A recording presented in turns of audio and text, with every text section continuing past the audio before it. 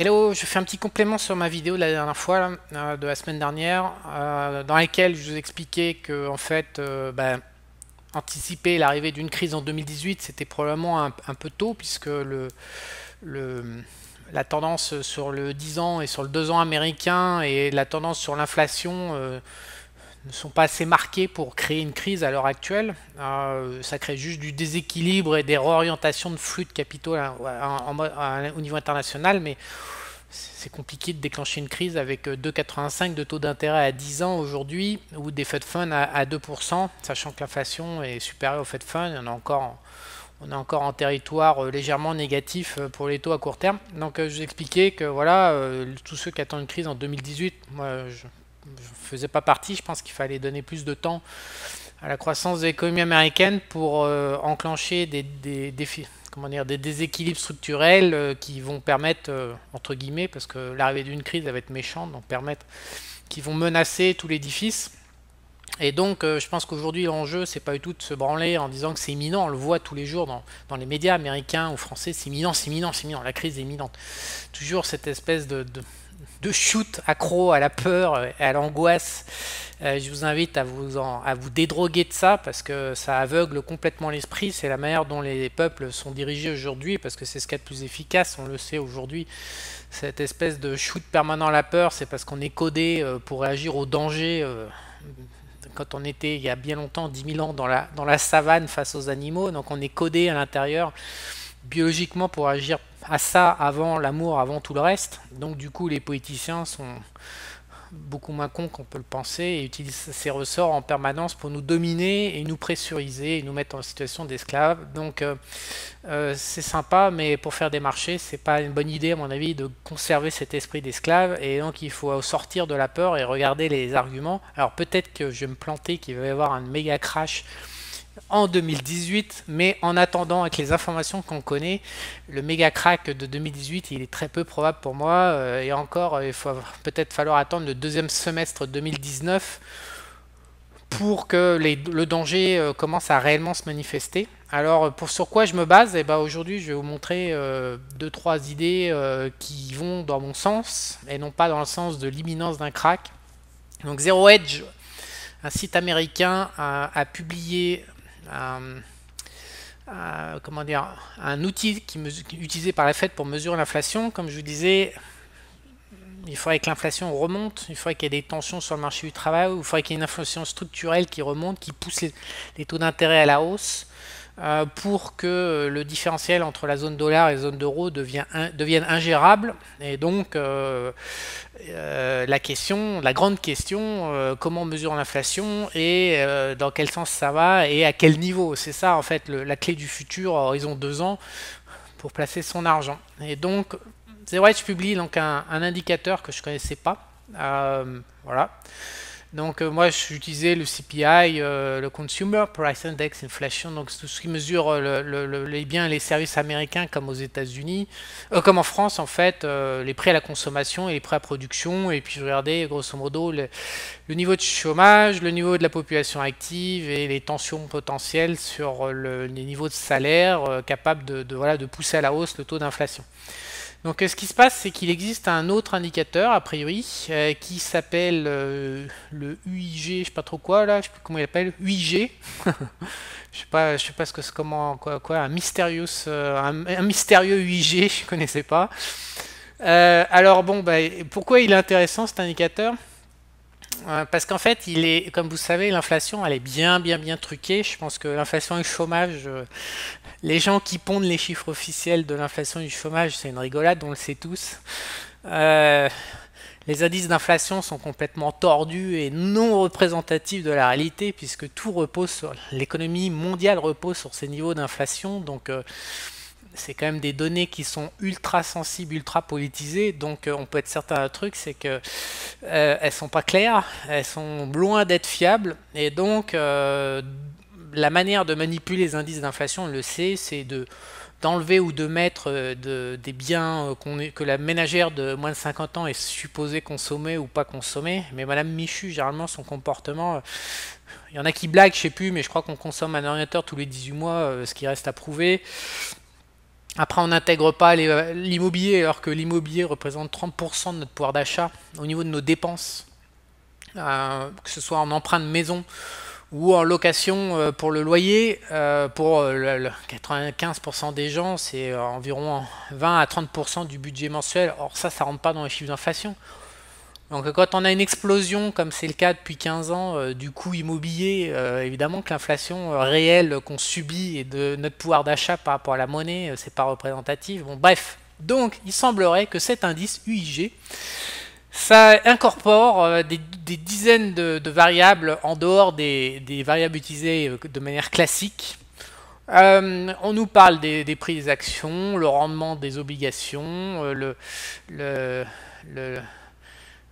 comment dire, les indices, les managers purchasing, je ne sais même pas ce que c'est. Bref, il semblerait que ce soit un indice qui soit beaucoup plus fiable, en fait, beaucoup moins manipulé que le chiffre officiel du CPI. Et donc, eh ben, qu'est-ce qu'il raconte et surtout, est-ce qu'il a une valeur prédictive? Et donc, Zero Hedge a pris l'indice UIG et a montré avec 15 mois d'avance par rapport au CPI qu'il était en fait, il indiquait la tendance, donc il était précurseur en fait, enfin du moins, parce que c'est sur 20 ans, donc bon, les statistiques sur 20 ans sur un pays, ça veut rien dire, mais il semblerait que cet indice ait quand même une certaine fonction de prévision de l'indice officiel de tarabiscoté, manipulé les politiciens qui s'appelle le CPI. Donc, et qu'est-ce qu'il nous raconte? Bah là, donc on est en 2018, mi-2018, qu'est-ce qu'il nous annonce pour les 15 mois qui viennent? Il nous annonce, si on se projette avec les données qu'on a aujourd'hui, à horizon 15 mois, donc mi-2019, 3,27% d'inflation aux États-Unis. Alors que là, actuellement, on tourne officiellement à 2, 2, 2, 4, quoi, en grosso modo entre 2 et 2,5, quoi, selon les mois et les micro-variations. 3,27%. Alors là, sachant que les taux à 10 ans, en théorie, doivent dépasser, pour rémunérer le risque du capital, d'environ 1% le niveau d'inflation officiel, donc ça ferait du 4,25. Là, on sait qu'actuellement, on est à 0,75 plus inflation ou 0,50 plus inflation, donc ça ferait quand même du 4%. Donc du 4% sur le 10 ans, je n'ose même pas si le 2 ans s'ajuste également genre à 3,50 alors que les taux sont négatifs encore une fois en Europe à moins 0,60. À horizon 1 an, si réellement cette inflation réagit comme elle réagit depuis 20 ans, donc en suivant cet indice UIG qui est un peu en avance et qui est plus global et plus réaliste, là, il est clair qu'à horizon 1 an, le différentiel de taux, parce que la Fed ne pourra jamais laisser passer une hausse de l'inflation aux États-Unis, encore une fois, voilà, ils vont se faire cartonner la tête par tout le pays. Donc à horizon 1 an, si on atteint ces niveaux de 3,25% d'inflation, là, franchement, on sait que le grabuge va démarrer à la mi-19 avec des niveaux d'inflation de ce genre. Donc c'est la première information que j'ai trouvée qui était intéressante, c'est que autant aujourd'hui à 2,20 il ne peut pas y avoir de crise majeure, autant à horizon 1 an il peut en avoir une très sévère, probablement l'une des pires du siècle, qui pourrait vraiment commencer à se matérialiser. Donc en termes de timing, il y a probablement encore 6 mois, 1 an peinard, sur lequel on peut vaquer nos petites opérations de trading ou d'investissement court terme. Mais moi, à aucun moment, je vous invite à prendre des paris à horizon super à 1 an. Surtout pas, parce que là, on va vers l'inconnu. Le rajustement des politiques monétaires, comme on a vu avec les banques centrales, quantitative easing qui est en train de se corriger aux États-Unis et qui n'est pas du tout corrigé en Europe, qui crée un énorme décalage. Si on rajoute un problème d'inflation et de taux d'intérêt par-dessus, personne ne sait où ça va, mais ça va mal se passer. C'est 99% de chance pour que ça soit négatif comme conséquence. Donc moi je vous recommande, au regard de ce graphique là, je vous recommande de ne surtout pas prendre des positions à plus d'1 an, quoi. Bon, ensuite, autre information que j'ai notée, si on prend les grandes paires de devises, donc le dollar contre le Japon, le yen, le dollar contre le dollar australien, le dollar contre le dollar canadien, le dollar contre la livre sterling et le dollar contre l'euro. Donc en fait, on s'aperçoit sur 20 ans, 25 ans, 30 ans. Je vais vous le montrer, mais on s'aperçoit qu'on est en position centrale, on est complètement à l'équilibre sur le long terme. Donc c'est une barre égale une année. Donc voilà, sur 20 ou 30 ans comme abscisse. Donc on s'aperçoit qu'on est en plein milieu du range. On est à l'équilibre partout sauf sur le livre sterling et l'Angleterre à cause du Brexit. Mais pour toutes les autres devises, elles sont littéralement à l'équilibre au niveau historique. Donc là, c'est le dollar contre le yen. Donc on s'aperçoit tout simplement qu'on est en milieu de range sur 30 ans. Ça, c'est contre le dollar australien. Voilà, on est à nouveau au milieu de range. C'est assez étonnant, depuis 1988. Le dollar canadien, alors là, depuis 40 ans, on est en milieu de range depuis 40 ans. L'euro, donc, ah ouais, et puis couplé au Deutsche Mark, pareil, on est en milieu de range ici, donc sur 40 ans. Il n'y a que notre cher livre sterling qui est vraiment en bas de range. On a 1,32, voilà, à 1,20, c'est vraiment sur 40-50 ans, 1,20 c'est le plancher. Alors qu'est-ce que ça veut dire? C'est assez étonnant, c'est assez étonnant et assez inquiétant. On sait sur les marchés que les périodes d'équilibre alternent avec les périodes de déséquilibre. En fait, c'est la cyclicité. Mais d'une manière générale, les périodes d'équilibre ne durent pas très longtemps. Les marchés sont tout le temps en déséquilibre, tout le temps dans un balancier, un mouvement de balancier à la recherche, subissant des pressions, l'économie n'étant pas fixe, sauf en monde socialiste, communisme, mais l'économie naturellement c'est la résultante de deux forces contraires, donc ça se balade tout le temps, c'est tout le temps en mouvement en fait. Alors je sais pas pourquoi. Mais d'un côté, on est probablement à la veille d'une crise économique historique sur la dette souveraine des États. Voilà. Et de l'autre, on a toutes les principales devises qui sont littéralement à l'équilibre par rapport à 20, 30, 40 ans. Elles sont en milieu de range cette année. Voilà. Donc, il n'y a plus qu'une vague. On est situé à équidistance des plus hauts, des plus bas historiques et des extrêmes. Alors de là à vous dire que cette période d'alchimie va se transformer en beau chaos généralisé dans pas très très longtemps, probablement l'année prochaine, il n'y a qu'un pas qui est quand même facile à franchir, donc affaire à suivre, mais cette situation, à mon avis, ne peut pas durer, c'est un peu le calme avant la tempête. Enfin, dernière information, la semaine dernière j'ai titré sur ma vidéo que je sortais toutes mes positions. Ce qui est vrai, c'est en cours, hein, c'est pas encore fait, mais ça sera fait d'ici la fin de cette semaine. Alors pourquoi je fais ça? Je n'ai pas de position sur les actions américaines genre SP500 classique. Donc là vous avez à l'écran le VNQ qui est l'indice des fonds spécialisés sur l'immobilier, donc l'équivalent des CPI françaises mais aux États-Unis, qu'on appelle je sais pas comment on prononce, REIT. Et en fait, comme vous pouvez voir, donc cet indice réagit assez fortement aux taux d'intérêt et au marché immobilier. En dehors de ça, j'avais des positions sur les convertibles, sur le leasing, sur des positions sur les marchés de crédit liés à l'immobilier et des fonds un peu obligataires, un peu olé olé, un peu d'énergie quoi. Donc j'étais très marqué immobilier, environ 80%. Donc quand il y a eu en janvier, février, donc ici, si on zoome, quand il y a eu l'augmentation des taux d'intérêt, on est passé de 2 à 3%, on a pris une bonne claque dans la gueule. Et en fait, depuis 5 mois, là, quasiment, c'est de la hausse en ligne droite. Donc je vous rappelle juste que sur les marchés immobiliers américains, on gagne allez, 9% par an en dividendes. Donc moi, comme je revends des options par-dessus, je gratte 3 à 5% de plus. Et puis quand le capital est stable, comme c'est le cas d'ailleurs depuis 2016, moi j'ai démarré en fait en janvier 2016, j'ai démarré ici. Donc si je grossis, voilà, je suis en légère hausse par rapport à janvier 2016. Mais grosso modo, les positions n'étaient ni en plus-value ni en moins-value. sachant que les plus-values et les moins-values sont quand même assez dépendants. Donc ça c'est le bottom du taux d'intérêt à 10%, voilà. Et ça c'est le top du taux d'intérêt à 10% sur les 3 dernières années, sur les 2 dernières années et demie. Comme je viens de vous dire dans cette vidéo, à mon avis, les taux d'intérêt à 10 ans, c'est pas vers le bas que ça part, c'est plutôt vers le haut. Et donc je me vois pas porter des positions comme ça durablement, vu ce qui se trame et ce qui se prépare. Ce serait quand même un petit peu suicidaire dans mes positions de garder tous ces REIT. J'en avais une vingtaine, plus une dizaine de fonds en fait. Aux États-Unis, il y a des fonds spéciaux qui sont intéressants à acheter, tout simplement parce qu'il y a des décotes. C'est pas comme les SICAV en France, où quand il y avait des nouveaux souscripteurs, la SICAV va émettre de nouvelles parts à l'infini en fonction des souscriptions.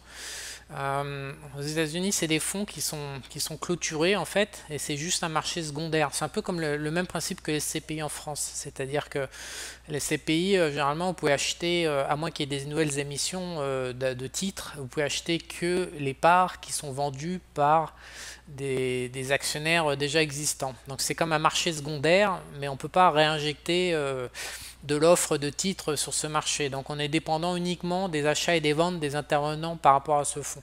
Et donc c'est intéressant tout simplement parce que par moment, la NAV qui calcule la valeur des actifs dans le fonds, qui représente par exemple 100, par moment il y a beaucoup de gens qui vont vouloir sortir du fonds et ils vont accepter parce qu'ils veulent sortir immédiatement, ils vont accepter de vendre avec une décote.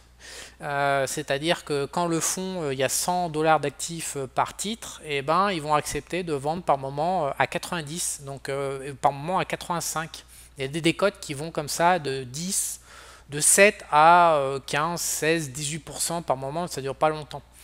Et donc du coup, c'est assez intéressant d'acheter ces fonds-là, d'abord parce que à la base, il y a des dividendes qui oscillent entre 6 et 9%, mais en plus, quand on achète avec une décote qui va osciller entre 7 et 15%. Donc la moitié ou un tiers, parce que je préfère faire des actions à dividendes et vendre des options par-dessus. En termes de rente, c'est un truc qui me parle bien.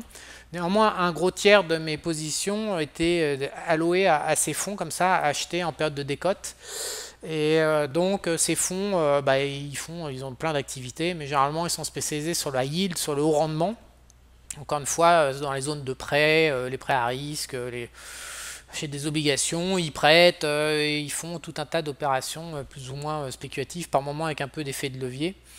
Et donc voilà, donc en fait, moi par rapport à tout ça, ces positions-là, je vais tout larguer. J'ai déjà largué et demain je largue le gros, pour être franc. Tout simplement parce que sur un an et demi, voilà, on est flat, que quand vous gagnez 9%, plus en grosso modo 1% par mois net d'impôt, grosso modo ça fait du 15 brut, 1% net par mois, voilà, pendant 2 ans et demi, mais que ce jeu repose sur une vision des taux d'intérêt et une configuration de l'inflation spécifique et qu'elle est en train de prendre fin ou elle va prendre fin, je sors, voilà, tout simplement. Donc mes choix, quand je dis que je sors des actions, en fait je sors pas des actions du CAC 40 ou du SP500, je sors de l'immobilier. Voilà, donc après à long terme, l'immobilier, l'indice existe depuis 2005, il a topé en 2007. Donc là, on n'a jamais redépassé le niveau de 2007 sur ces SCPI américaines. Donc on a pris un pain monstrueux. Heureusement que je n'étais pas dedans en 2009. Et depuis 2009, ça a fait 400% de hausse, qui n'est pas renversant. Mais encore une fois, 400% de hausse, derrière, il y a du rendement, il y a des possibilités de vente d'options. Donc c'était un bon plan depuis 10 ans. J'en ai déjà parlé dans une précédente vidéo il y a 2-3 ans, probablement que vous vous en souvenez pas, mais je disais que l'immobilier sans effet de levier, l'immobilier physique sans effet de levier, ça n'avait aucun intérêt. Il valait mieux faire de l'immobilier coté en bourse. Et donc là, l'immobilier coté en bourse, c'est ce que je suis en train de vous parler aujourd'hui, je vous montre. Grosso modo, gagner 8-9%. D'ailleurs, il y a plein d'immobiliers physiques sans emprunt. L'emprunt bancaire permet d'avoir l'effet de levier, il permet d'augmenter la rentabilité d'une opération immobilière, mais sans emprunt bancaire, donc sans effet de levier, c'est vraiment se faire chier pour rien, parce qu'en cliquant sur un bout de souris, comme vous pouvez voir, donc là il y a des centaines et des centaines de fonds, il y a des fonds qui distribuent des dividendes tous les mois, d'autres tous les trimestres. Personnellement, j'ai toujours privilégié les dividendes tous les mois, tout simplement parce que quand les coupons sont détachés tous les trimestres, ça fait des trous sur sur les titres. Moi, j'aime pas trop. Je préfère tous les mois, en fait, ça impacte très peu les cours. Et surtout pour les opérations sur les options, la vente d'options, quand vous détachez un dividende, tout ça c'est pricé dans le prix de l'option. Et puis par moment, il faut se prendre la tête, il faut calculer. Il y a des mecs qui shippent des options, qui vont les exercer alors que ça rapporte moins, mais ça rapporte plus une fois qu'ils vont récupérer le titre et qu'ils vont toucher le dividende. C'est prise de tête. Donc moi j'ai privilégié depuis quand même 6-8 mois ou toute cette année les titres qui versaient un dividende mensuel, parce que là je me suis aperçu que les acheteurs d'options n'exerçaient pas leurs options même quand ils gagnaient un peu, parce que ça valait pas le coup en fait, il n'y avait pas de gains suffisants, donc c'est plus peinard, plus tranquille pour l'esprit.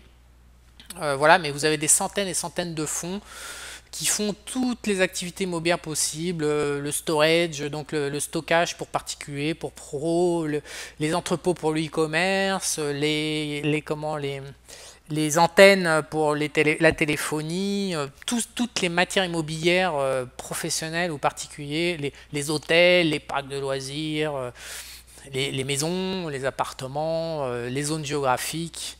Vous pouvez vraiment cibler un univers immobilier complètement hallucinant, ultra diversifié. C'est pour ça aussi que moi je suis sur le marché américain, parce que l'offre est complètement démente. Et voilà, et donc c'est le bon plan qui à mon avis va prendre fin. Là on se rapproche des plus hauts, comme vous pouvez voir, on va à 82, peut-être qu'on va taper 83, 84, 85, mais grosso modo ce sera le plus haut historique, à quelque chose près, quoi, à quelques pourcents près. Et après ça, à surveiller l'inflation, mais si le 10 ans repart vers le haut, ce bazar-là, ça va souffrir énormément, donc il faut sortir. C'est la fin d'un bon plan. Euh, voilà, je pense qu'il y aura d'autres bons plans, notamment à la baisse. Je ne sais pas encore en fait ce que je vais faire en termes d'investissement aujourd'hui. Ce que je sais, c'est que je me mets 100% cash et que je sors toutes les positions.